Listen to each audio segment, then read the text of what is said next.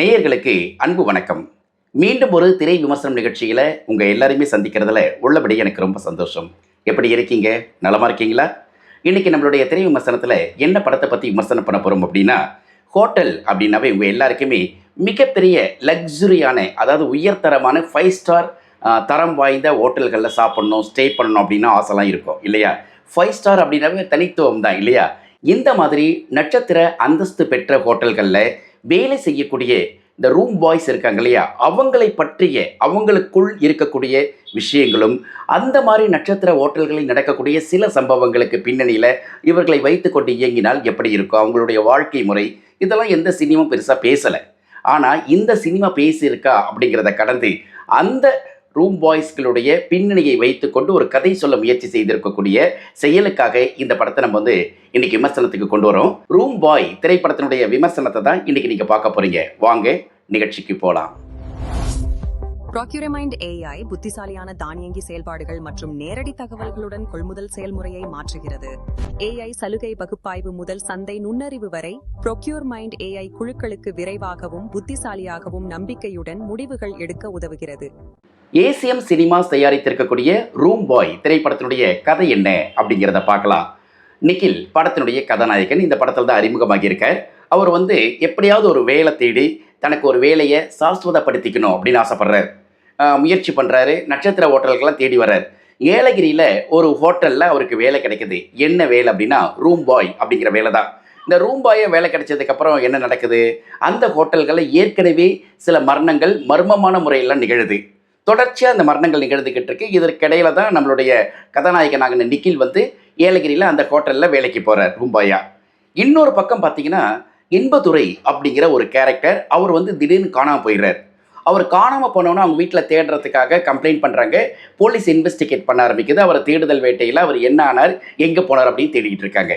சரி, இன்னொரு பக்கம் பார்த்தீங்கன்னா திடீர்னு பார்த்தீங்கன்னா செல்ஃபோனில் ஃபோட்டோஸில் எடுத்து வச்சுக்கிட்டு, வீடியோஸ் எடுத்து வச்சுட்டு சம்மந்தப்பட்டவங்க கிட்ட பணம் கறக்கக்கூடிய ஒரு கும்பல். இவங்க என்ன பண்ணுறாங்கன்னு பார்த்தீங்கன்னா அதிர்ச்சியாக இருக்குது. ஸோ இந்த 3 சம்பவங்களையும் 3 புள்ளிகளையும் இணைக்கக்கூடிய ஒரு படம் தான், திரைக்கதையுடன் அமைந்த ஒரு திரைப்படம் தான் ரூம் பாய். ஏலகிரியில் ஒரு நட்சத்திர ஹோட்டலில் பின்னணியில் இந்த விஷயத்தை பார்க்குறதும், ஏலகிரியினுடைய குழு பிரதேசங்களுக்கு மத்தியில் ஒரு படத்தை ஒரு 2 மணி நேரம் அமர்ந்து பார்க்குறதும் இந்த படத்துக்கு கிடைக்கக்கூடிய ஒரு மிகப்பெரிய ப்ளஸ் அப்படின்னே சொல்ல முடியும். ஸோ படத்தினுடைய கதை இதுதாங்க. திரைக்கதை வழியாக சில சஸ்பென்ஸ் த்ரில்லராக இந்த படத்தை கடத்திக்கிட்டு போகிறாங்க, நகர்த்திக்கிட்டு போகிறாங்க. நகைச்சுவை கூடவே சேர்த்து த்ரில்லரோடு இந்த படத்தை கொண்டு வந்திருக்கிறது நல்ல ஒரு செயல் அப்படின்னு சொல்லுவேன். சரி, இந்த படத்தில் யாரெல்லாம் நடிச்சிருக்காங்க அப்படிங்கிறத பார்க்கலாமா? நிக்கில் இந்த படத்தினுடைய கதாநாயகனாக நடிச்சிருக்கார். இவர் தான் இந்த படத்தில் அறிமுகம். இந்த படத்தின் வழியாக நிக்கில் அறிமுகமாகி இருக்கிறது ஒரு அழகு தான். ஏன்னா முதல் படம் அப்படின்னா கொஞ்சம் லைட்டாக ஒரு ஃபியர் இருக்கும்.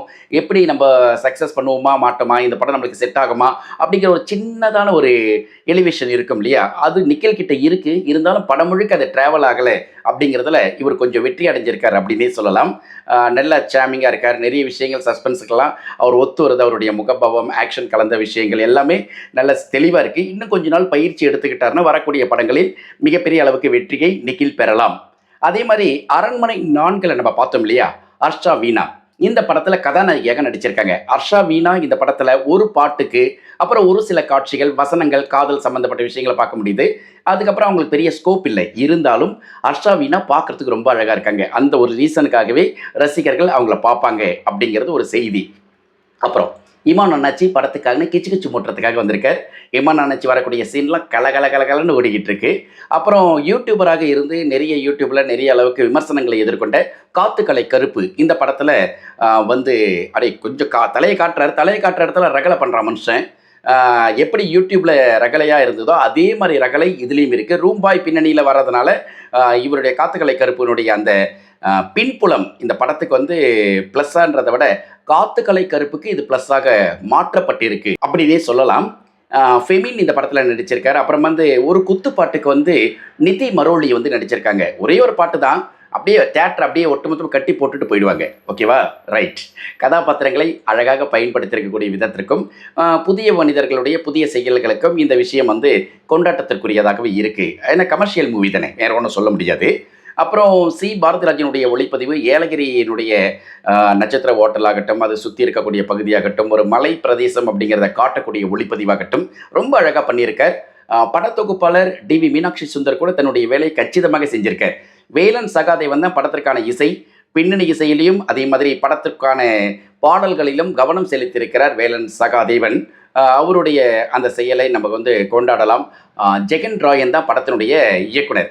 ஜெகன் ராயன் கதை, திரைக்கதை, வசனம் எழுதி இந்த படத்தை வந்து ஒரு சஸ்பெண்ட் கலந்த த்ரில்லராக ஒரு ஃபர்ஸ்ட் ஹாஃபில் கொஞ்சம் கடகடன்னு ஓட வச்சு செகண்ட் ஹாஃபில் ஒரு சென்டிமெண்ட்டை கலந்து அப்படியே இந்த படத்தை வந்து ட்விஸ்டோடு கொண்டு போய் முடிக்க வேண்டிய இடத்தில் மிக சரியாக முடிச்சிருக்கிறார்.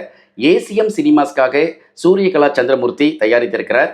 இந்த படம் இவங்களுக்கு வெற்றி திரைப்படமா அப்படிங்கிறத நம்ம எடுத்தோடனே சொல்ல முடியாது. ஏன்னா தியேட்டரில் ஓடுறத வச்சும் ரசிகர்களான நீங்கள் போய் பார்க்குறத வச்சு தான் ஒரு படம் வெற்றியா இல்லையான்னு தீர்மானிக்க முடியும். திரைப்படத்தினுடைய கதையும் அப்புறம் நடிகர்களுடைய நடிப்பும் டெக்னீஷியன்ஸினுடைய சப்போர்ட்டும் ஒரு படத்திற்கு மிகப்பெரிய பலம் சேர்த்து இருந்தால் நிச்சயமாக ரசிகர்கள் திரையரங்கில் படத்தை பார்ப்பார்கள் அப்படிங்கிற நம்பிக்கை.